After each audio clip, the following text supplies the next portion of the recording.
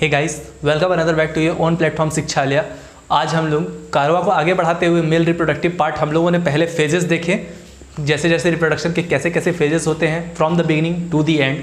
अब हम लोग उस फेज़ की बात ना करते हुए हम लोग पहले ये देखेंगे कि वो फेज़ कहाँ होते हैं और कैसे होते हैं। उसके बाद हम लोग उस फेज़ पे डिटेल पे आएंगे, तो इससे आपको चीज़ें ज़्यादा अच्छी तरीके से ग्रैब कर पाएंगे और समझ पाएंगे। तो आज हम लोग स्टार्ट करने जा रहे हैं मेल रिप्रोडक्टिव सिस्टम।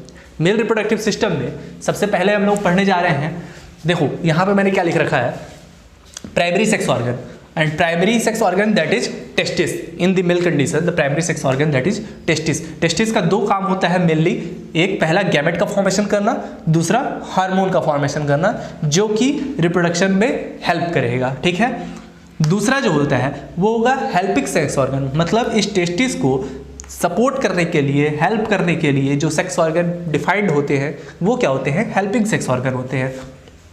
उसमें हम लोग देख लेते हैं कौन कौन से आते हैं। पहला एपिडिडमिस आएगा, दूसरा सेमिनल वेसिकल आएगा, प्रोस्टेट ग्लैंड आएगा और कूपर्स ग्लैंड आएगा। बेसिकली इसको ग्लैंड्स भी बोल सकते हैं। ठीक है, उसके बाद हम लोग डक्ट्स की बात करते हैं जो कि मेल रिप्रोडक्टिव सिस्टम में प्रेजेंट हैं। कौन कौन से डक्ट्स प्रेजेंट हैं, वास डिफरेंस प्रेजेंट है, यूरिनो जेनाइटल डक्ट प्रेजेंट है। यूरिनो जेनाइटल डक्ट का मतलब होता है जेनाइटल इसलिए कि क्योंकि ये कॉमन पासेज होता है।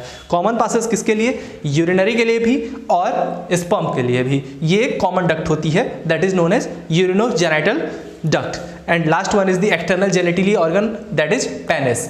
अब हम लोग बात करते हैं इस टेस्टिस के ऊपर, हम लोग सबको वन बाय वन बात करेंगे एक एक वीडियो में। आज हम लोग इस पे बात कर रहे हैं, आज हम लोग टेस्टिस के ऊपर बात कर रहे हैं। ये एक तरीके का ओवरव्यू था, अब हम लोग इसको लाइन बाय लाइन पढ़ते चले जाएंगे। हम लोग उठाते हैं पहले टेस्टिस। टेस्टिस का डायग्राम देखते हैं। ये आप जो देख रहे हो ये क्या है, एक स्क्रॉटम है। स्क्रॉटम एक पाउच लाइक स्ट्रक्चर है जो कि प्रेजेंट होता है जस्ट आउटसाइड दी और बिलो द एब्डोमिनल कैविटी। क्यों प्रेजेंट होता है आउटसाइड दी एब्डोमिनल कैविटी ये भी मैं बताऊंगा, ये भी काफी इंपॉर्टेंट है। ठीक है, अब आप ये देख रहे हो ये एक पाउच लाइक स्ट्रक्चर आपको दिख रहा है। ठीक है, जिसमें कि क्या है, ये जो आप दो सर्कल्स देख रहे हो that is represent the testis. Testis का फॉर्मेशन हो रहा है यहाँ पे, या टेस्टिस का कैसे फॉर्मेशन हो रहा है आइए देखते हैं। देखो सबसे पहली बात हम लोग इसकी मेम्ब्रेन के बारे में जान लेते हैं। ये जो यहाँ पे आप सेपरेशन देख रहे हो दोनों टेस्टिस के बीच में, जो आप एक थिन लेयर का एक सेपरेशन देख रहे हो, that separation is known as scrotal septum. ये क्या करता है, डिवीजन का काम करता है कि दोनों आपस में अटैच ना हो जाए, सेपरेट रहे। ठीक है, दूसरी बात, बहुत सारा ऐसा कंडीशन होता है, बहुत सारा ऐसा, अगर आप ट्रैक्ट पढ़ोगे, यूरिनरी ट्रैक्ट पढ़ोगे तो वहाँ पे आप लोगों ने पढ़ा होगा कि एक कॉमन पासेज होता है that is nephron, the urinary और the structural functional unit of the urinary duct system. ठीक है, तो नेफ्रॉन में क्या होगा कि एक कॉमन डक्ट होता है जिसमें यूरिनरी स्टोर होती है, यूरिन स्टोर होता है।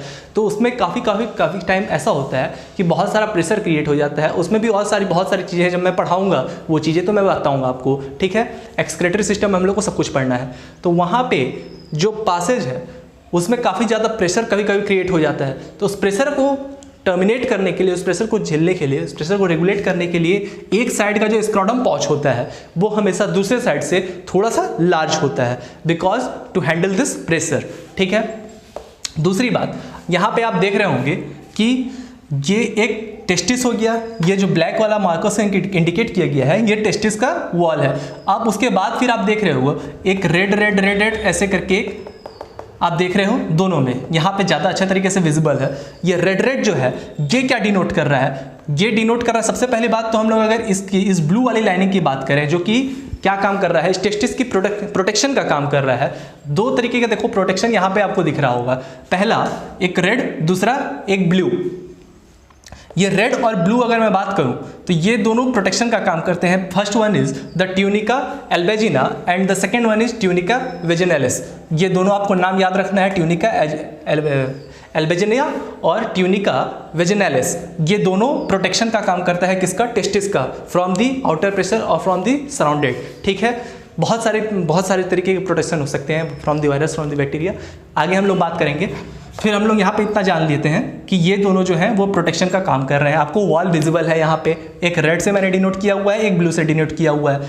अब देखो यहाँ पे जो ये वाला जो एरिया आप देख रहे हो यहाँ पे आप ज़्यादा अच्छे तरीके से देख पाओगे कि टेस्टिस के बाहर का जो एरिया है वो फिल्ड होता है किससे, वेजिनल सिलोम से फिल्ड होता है। अब ये वेजिनल सिलोम में क्या होता है, टिश्यू प्रेजेंट होते हैं and filled with this tissue is known as hydrocele, आपने सुना होगा। ठीक है, ये जो टिश्यू होता है यही फिल होता है इसके चारों तरफ। अब ये हाइड्रोसिल आप यहाँ पे देख पा रहे हो, ये भी इस तरीके से प्रोटेक्शन का काम कर रहा है, ठीक है। दूसरी बात, यहाँ पे आप देख रहे हो कि एक अटैचमेंट, मतलब टेस्टिस स्क्रोटम पैच में जिस तरीके से अटैच होता है, फिक्स होता है, ऐसा नहीं है कि ये टेस्टिस किसी चीज़ से, किसी वॉल से अटैच नहीं होता है, ये वॉल से अटैच होता है। And this attachment is showing by the red marker here and the name is ग्यूब्रेनेकुलम।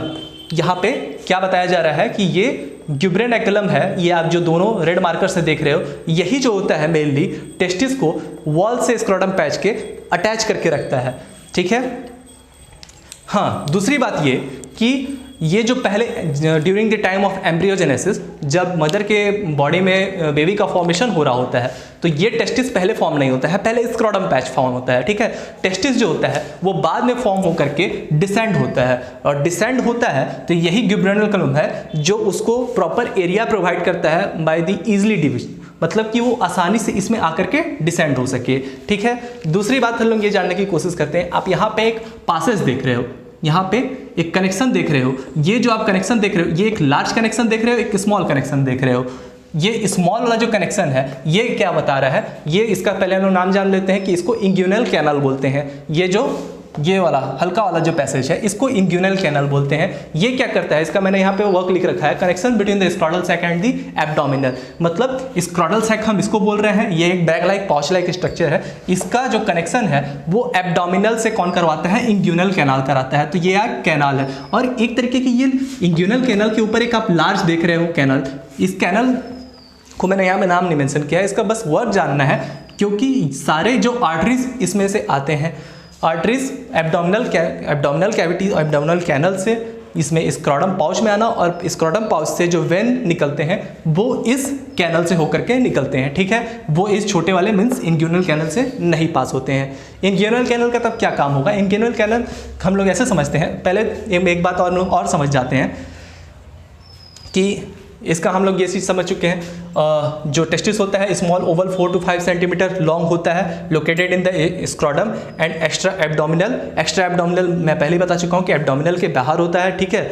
अब देखो, इट रिक्वायर्ड स्पर्मेटोजेनेसिस, मैंने आपको इसके पहले की वीडियो में पढ़ाया है कि स्पर्मेटोजेनेसिस क्या होता है। स्पर्मेटोजेनेसिस का मतलब होता है स्पर्म का फॉर्मेशन होना, और स्पर्म का फॉर्मेशन होने के लिए ही इसको एब्डोमिनल से बाहर रखा गया है, एब्डोमिनल से ये बाहर रहता है, एब्डोमिनल के अंदर रहेगा तो स्पर्म का फॉर्मेशन नहीं हो पाएगा, काफ़ी सारे स्पर्म का फॉर्मेशन नहीं हो पाएगा, मर जाएंगे स्पर्म। क्यों?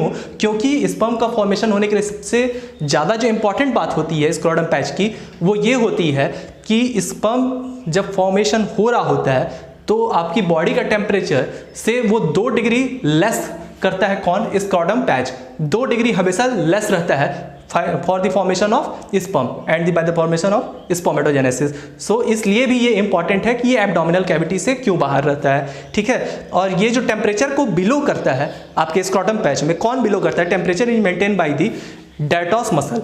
ये काफ़ी ज़्यादा इंपॉर्टेंट है, इसको एकदम रट लो, डायरेक्टली क्वेश्चन पूछता है इस जगह से।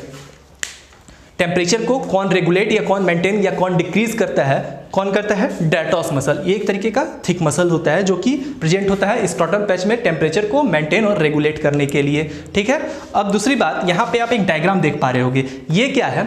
मैंने यहाँ पे ये वाली चीज़ दिखाने की कोशिश की है, that is the helping sex organ epididymis. Epididymis यहाँ पे आप देख पा रहे हो कि ये सामने के साइड से है, ठीक है, और ये पोस्टीरियर साइड से है। पोस्टीरियर साइड यहाँ पे देखो, यहाँ स्पर्म फॉर्मेशन हो रहा है, ठीक है, स्पर्म फॉर्मेशन हो रहा है, ये एपिडिडिमिस है, यहाँ से स्पर्म निकला और यहाँ से फिर उसके बाद इस पासेज से होते हुए कहाँ गया?